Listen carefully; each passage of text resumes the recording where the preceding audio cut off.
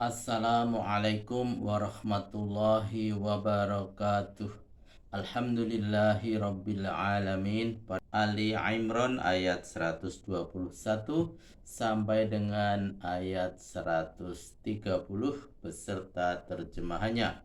Aku berlindung kepada Allah dari godaan syaitan yang terkutuk. Dengan nama Allah yang Maha Pengasih lagi Maha Penyayang. Dan ingatlah ketika engkau keluar dari rumahmu di suatu pagi untuk menempatkan pasukan mukmin pada pos-pos pertahanan dalam rangka kegiatan perang. Allah Maha mendengar dan Maha mengetahui. Ketika dua golongan di antaramu hampir kehilangan semangat tempur, lalu Allah melindunginya hingga ia mendapatkan kembali semangatnya berkat keimanannya. Dan orang-orang yang beriman hendaklah bertawakal kepada Allah. Catatan, kedua golongan itu ialah Banu Salmah dari suku Khazraj dan Banu Harithah dari suku Aus. Keduanya adalah dua sayap inti dari pasukan Rasul Shallallahu Alaihi Wasallam yang hampir saja dapat dibujuk oleh kaum munafik untuk mengundurkan diri ke Madinah. Namun Allah melindungi mereka sehingga ajakan mundur dari kaum munafik yang berjumlah kurang lebih sepertiga dari jumlah seluruh pasukan itu tidak diacuhkan oleh mereka.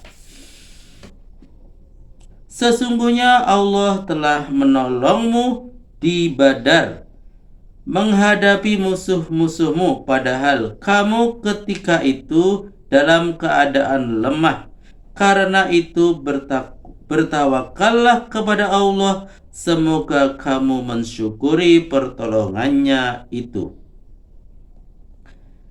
Badar adalah nama sebuah sumur atau oasis terletak antara Mekah dan Madinah, milik seorang laki-laki bernama Badar. Maka dinamakan tempat itu menurut nama pemiliknya. Ingatlah ketika kamu berkata kepada orang-orang mukmin, apakah tidak cukup bagimu Tuhan membantumu dengan 3.000 malaikat yang sengaja diturunkan dari langit? Jumlah itu memang cukup, namun bila kamu sabar dan takwa, lalu musuhmu segera menyerang tepat pada waktunya, maka Tuhanmu akan menolongmu lagi dengan 5.000 malaikat yang berciri khas. Dan Allah menjadikan bantuan itu kepadamu selain untuk menjadi kabar gembira, juga untuk menenteramkan hatimu, yang sebenarnya pertolongan itu datangnya dari Allah yang Maha Perkasa dan Maha Bijaksana juga. Catatan, perkataan Rasul pada ayat 124 yang berbunyi, apakah tidak cukup bagimu Tuhan membuatmu dengan 3.000 malaikat, lalu dengan 5.000 malaikat pada ayat berikutnya dengan syarat kamu sabar dan takwa. Hal itu untuk menggembirakan hati pasukan muslim dan menghilangkan rasa takutnya menghadapi pasukan musuh yang lebih besar jumlahnya dan lebih lengkap persenjataannya. Adapun bantuan malaikat itu dapat disebut berdaya guna bila ia berupa perbekalan perang yang dapat menambah kekuatan bangsa dan bantuan berupa prajurit yang dapat diandalkan dan dimanfaatkan sekalipun secara maknawi. Namun malaikat adalah alam rohani yang dapat meresap ke dalam jiwa manusia, membisikkan ilham yang mampu menggalakkan semangat tempur dan menguatkan tekad. Sekalipun begitu, janganlah bertawakal kepada malaikat yang menjadi wasilah atas terjadinya hal-hal tersebut, namun bertawakallah kepada Allah yang menjadi sumber segalanya.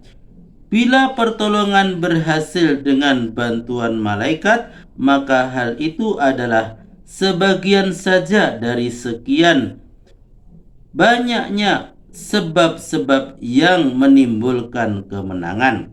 Sebab selain dari itu masih banyak lagi hal-hal yang diperlukan untuk mendapatkan kemenangan. Misalnya, komando strategi, siasat yang tepat, dan pimpinan yang bijaksana. Semuanya ada di tangan Rasul sebagai panglima tertinggi.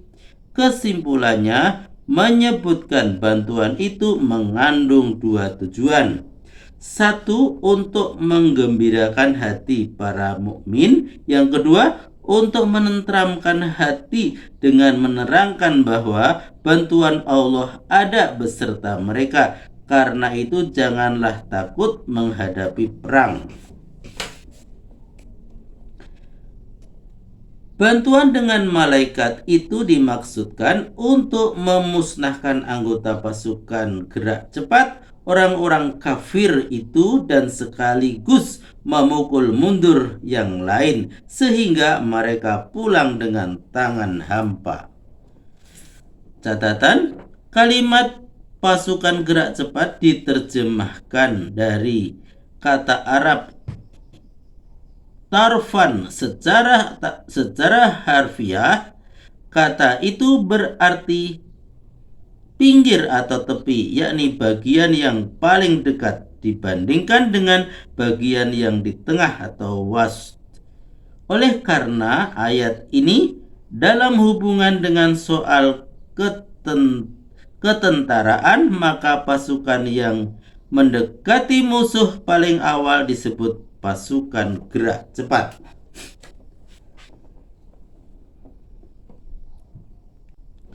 Itu bukan urusanmu Muhammad, atau menerima tobat mereka atau menyiksanya karena mereka orang zalim.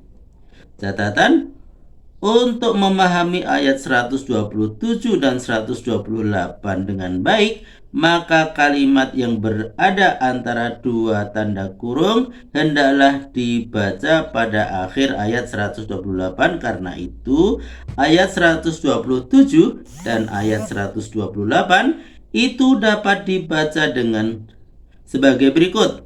Apakah mereka akan aku musnahkan, atau akan aku pukul mundur, atau aku terima tobatnya, atau aku siksa? Semuanya adalah urusanku, bukan urusanmu Muhammad. Kepunyaan Allah segala yang ada di langit dan segala ada di bumi. Dia berkenan mengampuni barang siapa yang dikehendakinya dan menyiksa siapa yang dikehendakinya. Namun Allah Maha Pengampun dan Maha Penyayang. Hai orang-orang yang beriman, janganlah memakan riba berlipat ganda dan bertakwalah kepada Allah, semoga kamu beruntung. Catatan, 1. Ayat ini adalah ayat yang mula-mula diturunkan mengenai hukum riba. Riba secara harfiah berarti pembesaran atau penambahan, tetapi tidak berarti setiap penambahan adalah riba. Riba tidak berarti setiap penambahan adalah dosa. Yang kedua, riba nasi'ah. Dan yang ketiga, riba fadli. Riba nasi'ah adalah Bila kreditur, pihak yang meminjamkan uangnya pada batas waktu tertentu dengan memungut bunga sebagai tambahan kepada modal atau pokoknya. Jika debitur atau pihak yang meminjam belum mampu membayar utangnya pada saat jatuh tempo, maka kreditur bersedia memberikan tenggang waktu pembayaran kepada debitur dengan syarat ia bersedia menambah pembayarannya di atas jumlah pokok yang dipinjamkan tadi.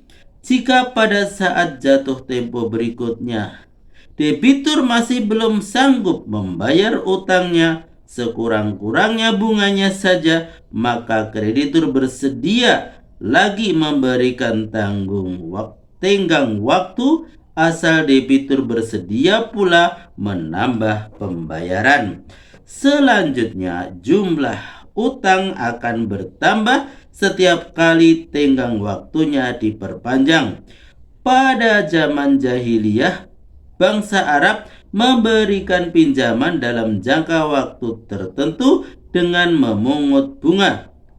Jika peminjam tidak mampu membayarnya pada saat jatuh tempo, maka jumlah pinjaman menjadi 2 kali lipat. Ketika tenggang waktu telah habis pula, sedangkan si peminjam masih belum mampu membayarnya, maka kreditur akan menentukan pula sesuatu jumlah tambahan di atas jumlah yang sekarang menjadi utangnya. Seringkali terjadi jumlah itu 2 kali lipat pula. Selanjutnya hal ini akan terjadi berulang-ulang yang berakibat si kreditur akan menerima berlipat-lipat dari jumlah uang pokok yang dipinjamkannya. Akibatnya dari utang yang terus-menerus bertambah itu, akhirnya seluruh harta benda si peminjam habis untuk membayar utang yang semula kecil itu. Sekarang timbul pertanyaan, apakah bunga yang dibayar atau diterima oleh bank dapat disamakan dengan riba pada zaman jahiliyah yang menyebabkan kemiskinan dan kemelaratan bagi si peminjam karena penundaan waktu pembayaran? Para ahli hukum Islam dan para ahli tafsir baru meninjau masalah riba ini dari segi hukumnya saja dan belum ada yang meninjaunya dari segi ilmu ekonomi. Dengan keterangan di atas, jelaslah bahwa riba yang dilarang oleh Islam ialah riba yang sifatnya berlipat ganda yang berlangsung antara orang yang terdesak dan sangat membutuhkan pertolongan di satu pihak dengan orang yang mampu dan pemeras di lain pihak, tanpa menghiraukan arti tolong-menolong, kasih mengasihi dan gotong royong. Oleh karena itu dijadikan landasan dalam pembinaan masyarakat adil dan makmur. Bila sikap kasih sayang, tolong menolong dan gotong royong ini tidak menjiwai masyarakat, maka masyarakat semacam itu hanya merupakan kumpulan binatang buas. Hal yang demikian tidak akan diterima oleh rasa perikemanusiaan dan jelas pula tidak diperbolehkan oleh Islam. Lalu bagaimana halnya dengan bunga yang terjadi bukan karena utang piutang sehingga menjadi riba, dan bukan pula manfaat yang diambil dari jaminan utang yang hukumnya haram, tapi keuntungan yang diperoleh dari simpanan uang pada bank tabungan negara atau pos yang menguntungkan kedua belah pihak, baik pihak yang menyimpan maupun pihak yang menerima simpanan. Dalam hal ini Profesor Dr. Mahmud Syartut, bekas Rektor Universitas Al-Azhar, menulis sebagai berikut. Dengan menerapkan hukum-hukum syara dan kaidah-kaidah fikih yang benar, kami berpendapat bahwa bunga tabungan adalah halal dan tidak haram karena uang yang ditabung bukanlah piutang dari pemilik kepada pos atau pos juga tidak meminjam kepada pemiliknya, tapi pemilik uang itu sendiri dengan sukarela datang ke kantor pos minta supaya uangnya diterima atau disimpan. Pemilik uang ini tahu bahwa pos memutar uang tersebut dalam lapangan perdagangan yang jarang, bahkan tak ada mengalami kerugian. Menabung ini dimaksudkan pertama untuk menyimpan uangnya agar tidak hilang dan membiasakan dirinya untuk menabung dan berlaku hemat. Kedua hal ini yakni membiasakan berhemat dan membantu jawatan pemerintah adalah tujuan yang mulia dan mengandung kebaikan dan berkat. Pelakunya harus didorong dan diberi semangat bila jawatan dalam memberi dorongan ini menyisihkan sebagian labanya dari uang yang ditabung dan diberikan kepada para penabung, maka tindakan ini merupakan tindakan yang berguna dan suatu bentuk kegotong royongan yang merata. Hasil gunanya mencakup penabung, pegawai, dan pemerintah. Dan sama sekali tidak ada unsur pemerasan atas seseorang atau penindasan atas kebutuhan orang yang terdesak. Kehalalan muamalah kerjasama ini tidak tergantung pada bentuk-bentuk serikat-serikat yang biasa dikenal oleh para ahli fikih dan yang mereka tentukan hukum-hukumnya. Pada hakikatnya, kerjasama ini dengan segala macam cara dan pengaturannya dan terjaminnya keuntungan belum dikenal oleh para ahli fikih kita dahulu sewaktu mereka membicarakan bentuk-bentuk serikat dan menentukan syarat-syaratnya. Dalam perkembangannya, selanjutnya masyarakat telah mencetuskan bentuk kerjasama di bidang perekonomiannya yang didasarkan atas landasan yang benar dan adil yang belum diketahui sebelumnya. Selama dasar pertimbangan syara dalam menghalalkan atau mengharamkan sesuatu dilandaskan kepada firman Allah. 1. Allah mengetahui mana yang merusak dan mana yang membangun. Al-Baqarah ayat 220. Yang kedua, kamu tidak menganiaya dan tidak dianiaya. Al-Baqarah 279. Maka kita dapat menguatkannya dan berjalan di atas ketentuan-ketentuannya. Dari sinilah jelas bagi kita bahwa keuntungan tersebut bukan bunga yang didapatkan dari utang dan piutang sehingga menjadi riba, dan bukan pula manfaat yang diambil dari jaminan utang yang hukumnya haram dan terlarang. Tetapi keuntungan tersebut seperti yang kami kemukakan merupakan daya penarik bagi para penabung untuk menyimpan uangnya dan bergotong royong sesuai dengan anjuran syara. Di lain bagian, dalam keadaan darurat, bila seseorang terpaksa berutang dengan membayar bunga, maka keterpaksaannya itu menghalalkan dosa dari perbuatannya.